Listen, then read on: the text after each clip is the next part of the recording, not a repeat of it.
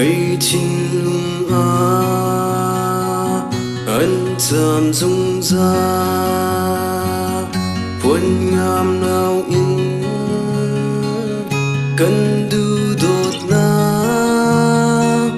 nang sinin anya tor har khune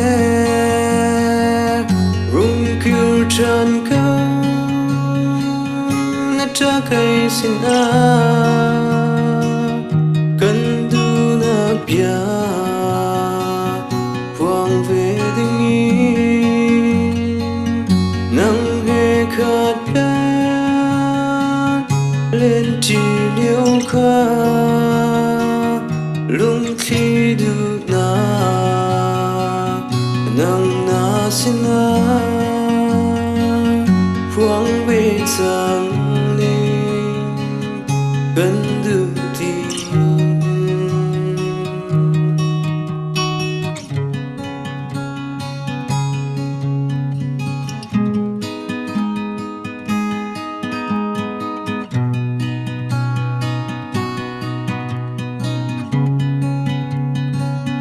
liêm chia chân ha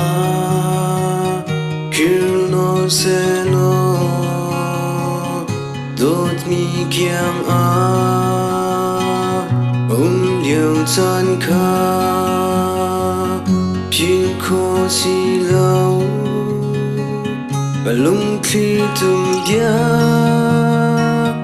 vẫn ngam lâu in cần chân lại mô rung kêu chân câu nó cha cây xin cần du na bia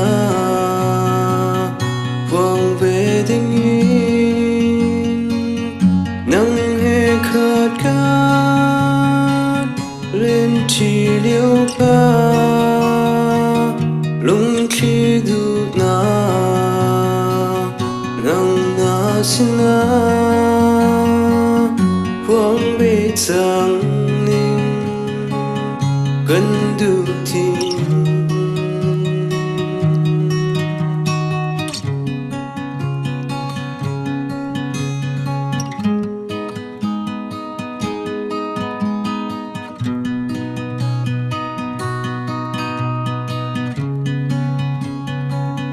tôn chan sẽ đốt mi nắng hè trên lan đình chân cần xiang chim lâu cần du đốt na cả thay chạm pia dùng ra lẫn đô từ na ta ca si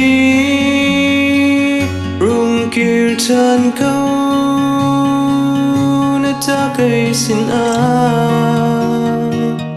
cần du na pia quang về tình yêu nắng hè khát tin cần lên chi liêu lung khi du na nắng na xin quang về sang ninh cần du tìm